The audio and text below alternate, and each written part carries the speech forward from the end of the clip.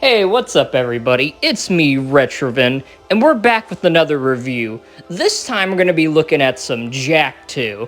Now, of course, the tried and true thing, I'm going to be talking about how I got into Jak II and just a funny little story related to it. So, I love Jak and Daxter 1. It was a very great game. It was a very kiddie game, eat for everyone game, keep in mind. And so I really wanted the sequel to the game, and I remember seeing it in a store. But my grandmother did not want me to play it because it was violent. And it was kind of funny because my grandpa was actually the main reason I was able to play it, because he pretty much said, well, they're not really humans, they're elves, so I don't really see an issue with him, playing the game because he's not shooting actual people. And that pretty much started the general rule where I could play the game as long as I'm not shooting people. So GTA, games like that were out of the equation, but Jak II, that was baby's first GTA. Without further ado, let's get on to the story. That's the last time I ever touch any stupid precursor crap! There he is. Move in. Step away from the animal. Forget the rat. The Baron wants him. We've been waiting for you. So Jak II starts off right after the first game. This is after the abysmal and disappointing ending of it, where they're just looking at a fucking light. But the second game actually makes use of it, because that light was actually a rift gate that they can go through. And they also made a rift rider to get through the gate. Sadly for them, when they turned it on, this big giant thing came out and basically, said, "You cannot hide from me, boy." And obviously, Jak was pushing all the buttons and he accidentally shot them through the portal. And turns out the portal took them to some strange world. And Jak and Daxter were all alone without Kira and Samos. Sadly, for poor Jak's sake, he got beat in the face by the Crimson Guard gun. And Daxter ran off because, he's Daxter, I guess. And, he had his own adventure, but we'll talk about that another time. Now, Jak was thrown into prison for 2 years. I know, pretty crazy. And he was tortured by the Crimson Guard and Baron Praxis because they wanted a Dark Eco Warrior program. Sadly, a lot of the Dark Eco subjects didn't really make it through, and Jak was the only one that really seemed to not die. But they weren't noticing any effects, so disappointed, Baron Praxis and Errol basically walk out. And Daxter comes in, back from his own game, and he comes up to Jak and is trying to get Jak to talk. And then Jak says, I'm gonna kill Praxis. So, pretty crazy clip. I always found it kind of funny, like how edgy they made him, especially really early on in the game. So they eventually break out of prison, and Jak and Daxter meet this weird old guy and a kid. And this kid looks surprisingly familiar. And then you got Core, who, he's just some old guy, and I guess he's watching the kid. Now, the Crimson Guards come in because, I guess they're in a restricted zone, so they basically say, "Surrender or die," which is a very good lingo. They come in, Jak has to go defend those two, and during that defense, he goes dark mode. He turns into Dark Jak, and you basically just go ham on them. It's pretty fun. And then Jak's confused because he's like, "I don't know what happened to me." And so after that, Core pretty much told them that they should meet the leader of the underground, because they could use fighters like Jak. So Jak and Daxter go through the city, and they meet Torn, who's not the leader of the underground, but he's one of the highest, one of the higher ranking members of it. He wants Jak and Daxter to complete a challenge, basically, to be part of it. It's kind of like an initiation. So he goes all the way up to Dead Town, he climbs up the ruined tower, and he gets the flag. And after getting the flag, he becomes a valued member of the underground. He then proceeds to do some missions for him, and in one of those missions, they go back to the prison, actually. And in the prison, they find out that the guards are giving metalheads eco, which is pretty suspicious because the metalheads are meant to be a dangerous threat that the Crimson Guards are stopping. The fact that they're bribing them with eco is pretty suspicious, so Jak and Daxter report that to Torn, and Torn sends them out on another mission, basically. And after this other mission, they meet the best character. The best of the best. Look at this beautiful boy! Look at him! He's got poop tubes. It's beautiful. Beautiful crew. But anyways, Crew's a pretty strange figure, eh? And he basically sends Jak on a bunch of missions as well.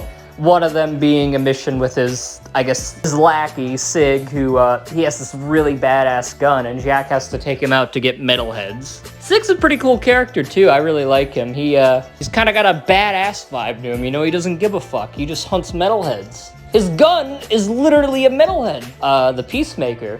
And his armor is, like, metalhead parts, which is really cool looking.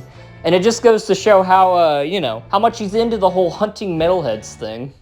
Eventually, though, Jak is able to get some information from Crew because Crew's connected to Baron Praxis, and luckily for Jak, Crew basically, eventually does, begrudgingly, basically tells Jak that yes, the Crimson Guards have a deal with the metalheads, that they'll give them an eco, just enough eco to where they can attack the city, just enough to where Baron Praxis can keep as ruler. So it's a very convoluted thing if you think about it, because Baron Praxis pretty much is bribing the enemy to keep him in power, because Baron Praxis is only in power because they're at war at the moment, which is very interesting, actually.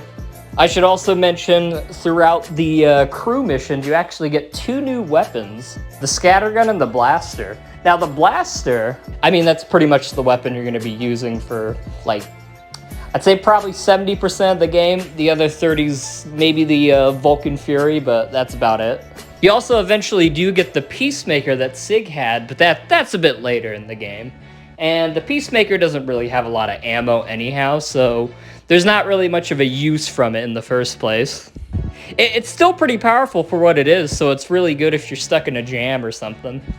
A few other cool people Jak meets in his adventure is the crazy and zany Vin. I love Vin. He's probably one of the best characters in the franchise. He's crazy. He has some kind of, like, fear of getting killed, and later on you'll see why. And then Ashlyn, who is the Baron's daughter.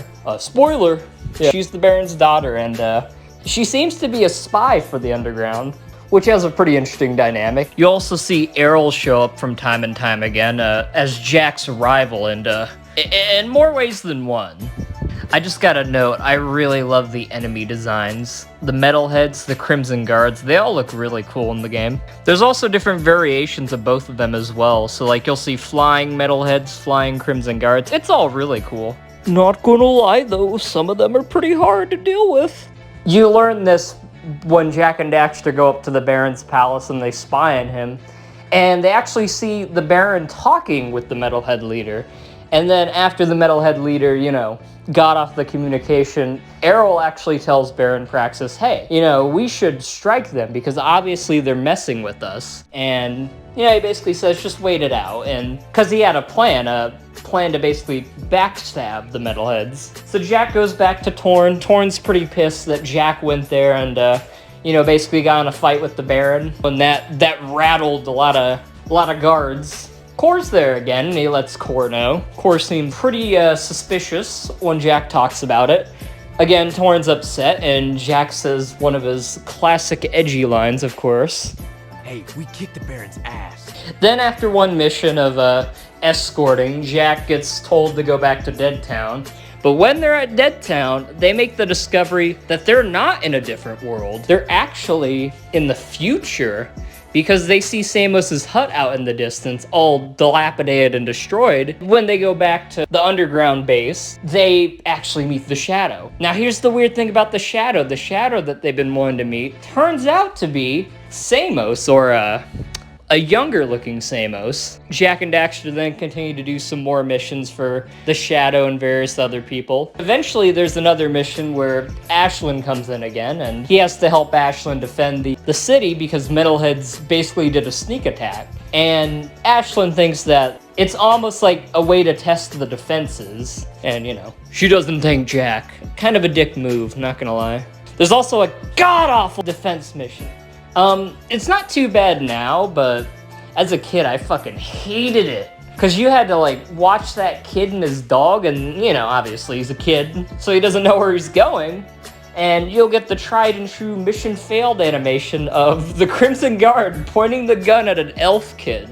A few other characters that they meet is Pecker and Onan.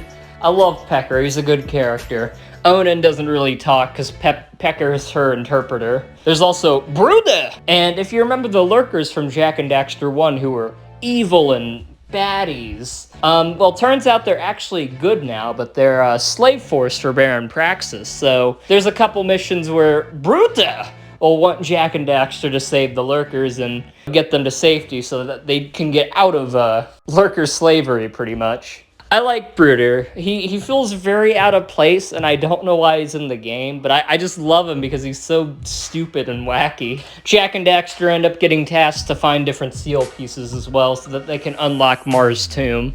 So you'll be going through basically an Easter egg hunt trying to get him through a bunch of different missions, and once you get enough, you eventually go back to the mountain temple from earlier in the game, and you basically open the door up to the tower that shoots a big-ass laser and blows up Baron Praxis' statue.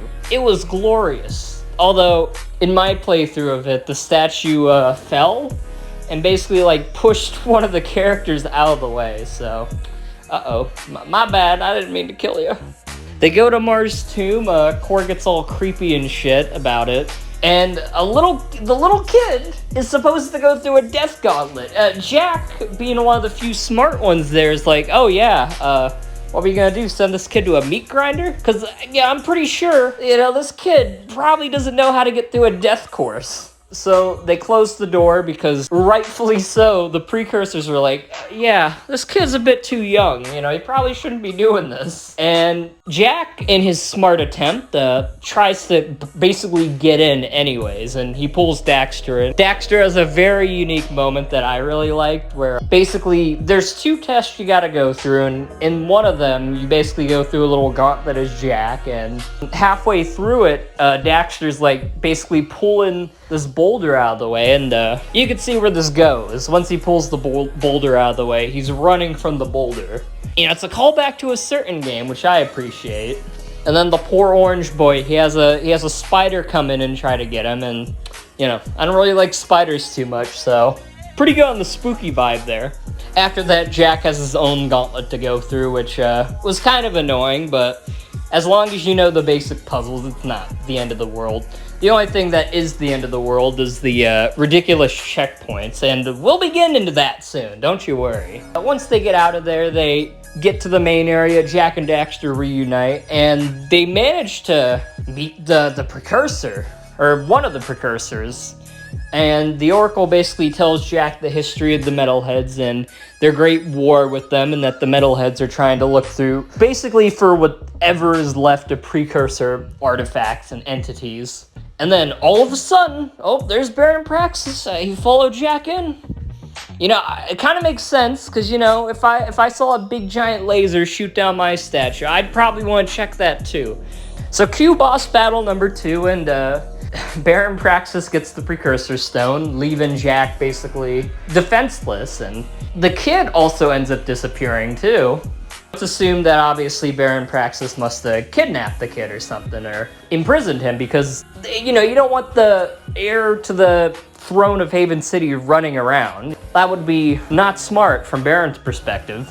But as it turns out, the Baron threatened to kill Ashlyn for spying, and Torn actually revealed the plans and told Baron Praxis of it. So, Jak and Daxter are rightfully upset that Torn outed them.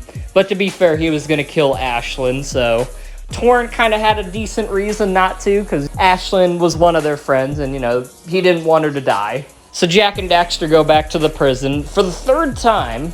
They rescue Tess and a few other people, but they save Samos and find out that the original old one from the first game is right there.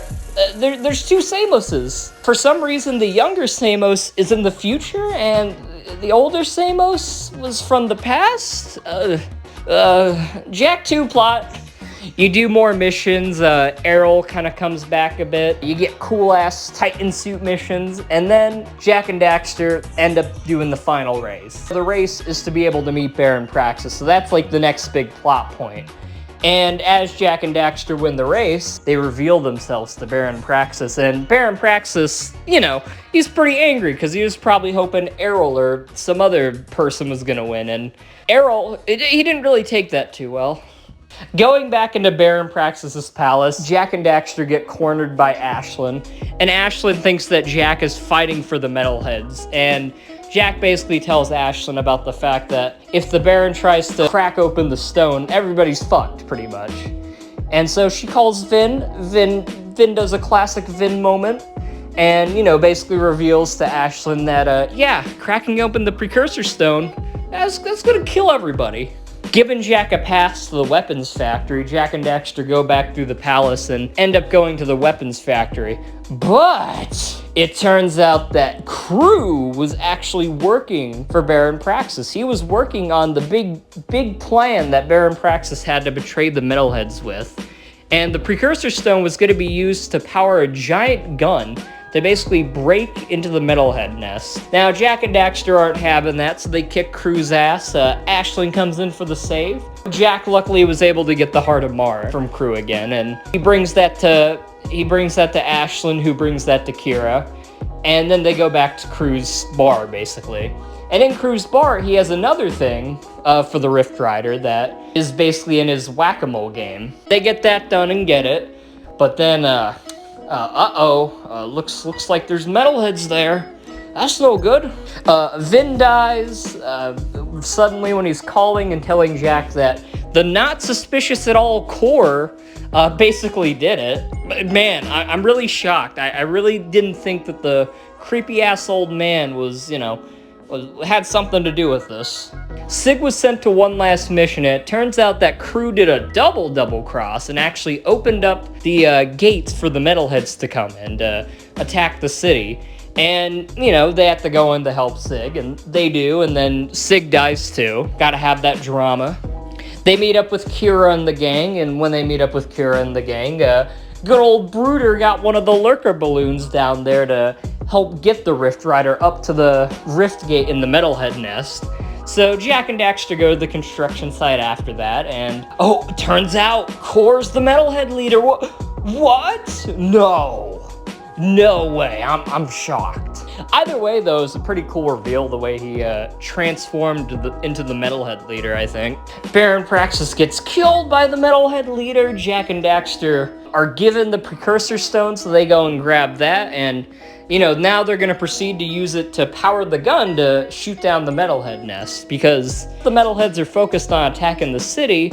The Metalhead Nest is actually quite vulnerable, because a lot of them aren't in the Metalhead Nest. So that gives Jak an opening to break into the Metalhead Nest, pretty much, and go after Core. So he shoots the gun down at the wall, he gets back to Metal Core, and turns out that, yeah, Kid Jak was never kidnapped by Baron Praxis. He was actually held captive by Metal Core.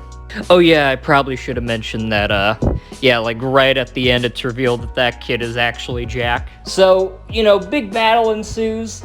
Jak turns dark.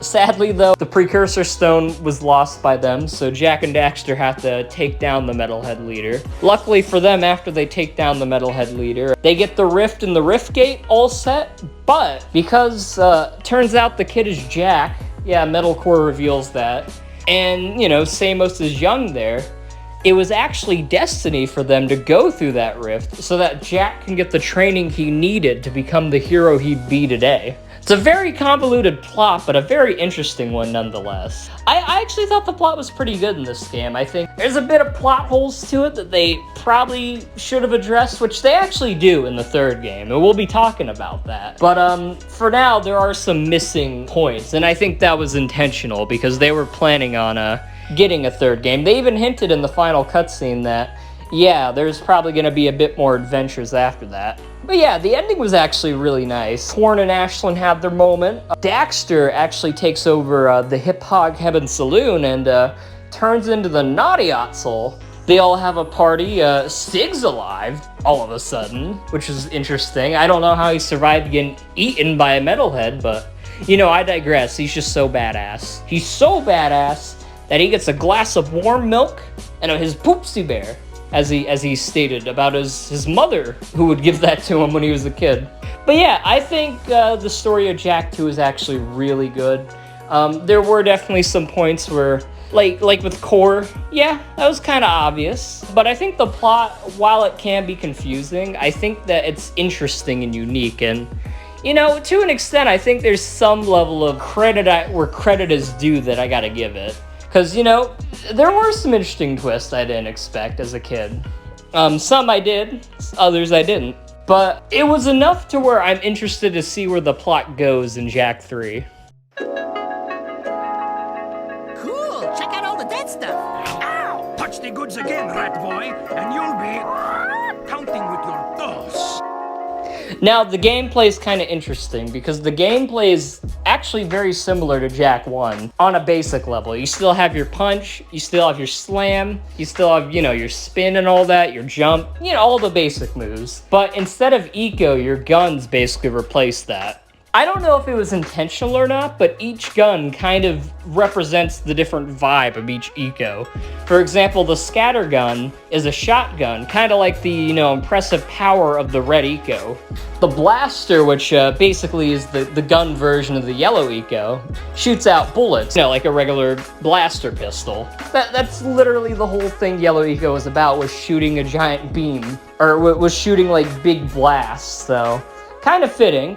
The Vulcan Fury, which is the blue eco gun, shoots really fast bullets, and obviously, if you remember in the first game, Jak is able to go really fast with blue eco in that one. And then you got the Peacemaker, which is kind of unpredictable and pretty wild, which is what dark eco is in the first game, because with its great power, it kills you. This one does not. This one just shoots a big ball. Luckily, though, you don't have to charge it like Sig does. The main mode of transportation in the city also, the vehicles are basically like the Zoomerators in Jak I that you use in different areas like Precursor Basin. The difference with this, though, is there's different types rather than just the normal, you know, motorcycle one. There's also like big buffy ones that are a bit harder to turn, but also, and you know, less fast, but they also have better health. There's one that I kind of don't like too much, which is the mech suit. You know, it's cool on paper, the whole idea of, you know, getting to walk around in a big-ass mech suit. That's cool. But they made it very stiff to control, and I just personally didn't like it too much. Other vehicles you'll find, too, is the racing vehicles that you use. They're basically like the Zoomerators. You just can't float up in the two different hover zones, pretty much. But the crown jewel of all the vehicles and, you know, things that Jak uses is the jetboard. Now, a lot of people don't like the jetboard very much. I hear a lot of complaints about how hard it is to control, and those are fair complaints, because sometimes it's a little inconsistent. But from what I played of it, it's so fun to use and just, like, speed around different levels with it. And at first, you know, you're not really even able to have it throughout the game. It's mainly to be used in a jetboard course, but later in the game, Kira lets Jak use the jetboard, which is really nice, and you basically get to keep it the whole game, and there's a lot of things that you can, you know, jetboard on, which I thought was cool. Like the first game, a big thing that I thought was stunning was the fact that the worlds still look very beautiful. In their own way, though. Jak II, for the most part, minus the mountain level and the Haven Forest and a few other pretty-looking areas, most parts of Jak II are very grim-looking, and again, that's another thing a lot of people don't like, and that's pretty fair. Jak's kind of more known for their pretty-looking environments from the first game. But in my personal opinion, I actually, looking at it from the lens of, you know, Jak II kind of being its own thing in a way, I think I really enjoy the more dark and grimy atmosphere of some of the levels. It really fits, like, the whole futuristic world that they're in, and just the whole, like, vibe of it is really cool, too. I'd say the major difference, which isn't the main gameplay itself, is the fact that instead of collecting a lot of stuff, and there's still stuff to collect, you're mostly going through more linear-ish levels rather than open levels like in the first game. Now, there's a city that's, I was gonna say it's open, but it's kind of linear, too, in a way. But yeah, a lot of the levels are a bit more linear. There's no power cells to collect. There's some precursor orbs, but they're not really as abundant as you might remember them from the first game. There are new collectibles, though, like the skull gems that you get from metalheads that you kill, and you can use the skull gems to get more dark powers. What kind of sucks, though, about Dark Jak is they don't really utilize them too much, and it feels like it's mostly just to get out of a tight scrape. But Aside from rare moments, they don't really mention the whole Dark Jak thing in the story too much, aside from the fact that he can get angry. You know, he's like the Hulk or something. There's also a bunch of random mini games that you'll do throughout the game too. It's not as abundant as you'd think it would be, but yeah, it's kind of annoying at different points. Like there's a few that aren't too bad. Like there's the metalhead mashing mini game, which is basically whack-a-mole but for Jak and Daxter, and that's pretty fun for what it is. Certain other little things you'll do as well aren't too bad. It's basically, you know, your basic mini games. Like there's one where you have to tap all the symbols for Onin, and let me tell you, I fucking hate that one. That one really sucked. And now this is where we get to some of the big gripes. So for me, it's kind of hard to really complain about the difficulty because I'm not too bad at the game now. But I can definitely understand how it could be hard for a lot of people because a lot of the missions themselves aren't really that hard, like alone. What makes them hard is the fact that there's no checkpoints, or maybe one or two at most, in big-ass levels. And what that does, right, and it did it to me when I was a kid too, is it made me basically like rage quit and get angry. And because I got frustrated, that would give me the perception that it's really hard because I hate having to go through the same thing again and again and again, right? And I think that's what gives the perception of the fact that the game is hard. That's my biggest gripe, is the fact that they really didn't try to program a lot of checkpoints, which, again, can be really annoying when you get through like 10 minutes of a level only to die and then go all the way back to the beginning in a lot of cases. And rightfully so, there are a lot of missions that have bullshit timers and bullshit things to just add on to it. Although I think it does get a bad rep, because I don't think that that's like the whole game.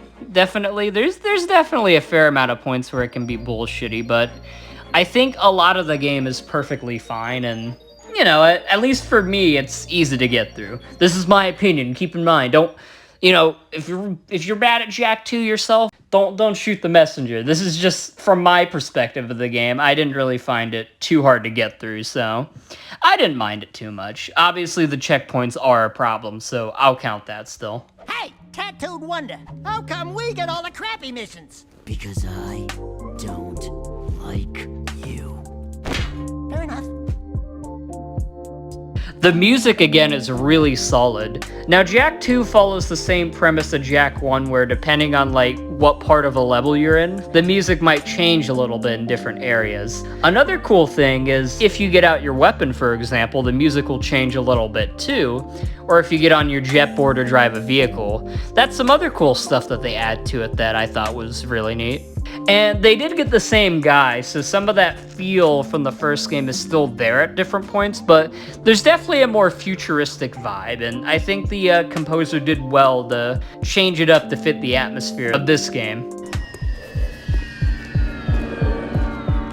I knew you were special when I first met you, Jak, and I commend you for making it this far. We've come a long way. Yeah, I'm getting real teary-eyed. I love weapons. I love how they look, how they feel, even how they smell. I think you need serious help. Alright, now we get on to the bosses. The bosses are okay. They're definitely on the same level as the Jak I bosses for the most part. You know, you got 3 phases, you shoot at them a few times. There's a few more than in Jak I, but there's, again, not too much. For example, you fight the Baron twice. You fight Crew, I mentioned him. There's Metalcore, who's the final boss. Baron Praxis's fights are decent. Ironically enough, the second boss he has actually harkens back to some of the engine boss battles from Crash Bandicoot 2, which I thought was cool. The first boss is mainly like you dodge different bullets and rockets, and then those fucking tornadoes. I was so bad at that first boss as a kid. I needed my grandpa to help me with that one. Crew shoots out his weird-ass clones at you, and then basically you get to go ham on him. He doesn't really have a lot to him.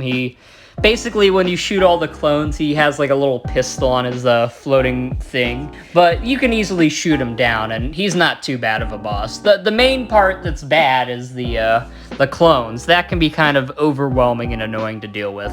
Metalcore is probably my favorite one. It's not as cool as the final boss in the first game, in my opinion, but it was really cool being able to go like to the heart of the nest and being able to shoot him down. He would shoot out his metal heads. He had a pretty good strategy, like where he had to avoid his shots, and you know, he got increasingly harder throughout the boss, all the big tenets of it. And then once you get to the third phase, he jumps out of the weird net thing he's in and starts attacking you, and that gets kind of spooky, but it was a very fun boss fight, and I think they did pretty good with it. Do I think Jak II aged pretty well? Yeah and no. My whole thing with Jak II is I think if you're like a hardcore gamer who's looking for some difficulty in your games, I would definitely recommend Jak II. It's a pretty fun time. If you're into hard difficulty. If you're a modern gamer though, and this is why it probably hasn't aged well, most games are a lot easier now, and I don't think a lot of gamers would be very good at it. I'm talking about the ones that think the Crash Bandicoot Insane trilogy is Dark Souls. Like, come on! It's not that hard. Now, personally, while I really like the game a lot, looking at it through a critical lens, I have to give it a 7 out of 10. And again, my opinion on the game itself is very hard to determine compared to Jak I, but I'd say as a general game that appeals to different audiences and just what it has, it may be a bigger game and it may have a lot more in it, but I do feel like a lot of what was added, you know, while it is cool and experimental, just wasn't fully fleshed out in my opinion, and I think that's what pushes it down from the 8 that Jak and Daxter 1 had to the 7 that this game has. It's still a very fun game, and if you're into more hardcore games, as I mentioned, I would definitely recommend Jak II.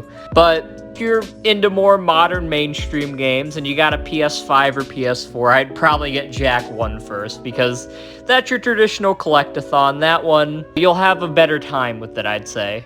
But Jak II may not be as good as Jak I, but what do I think about Jak III? Well, we'll get onto that in the next video.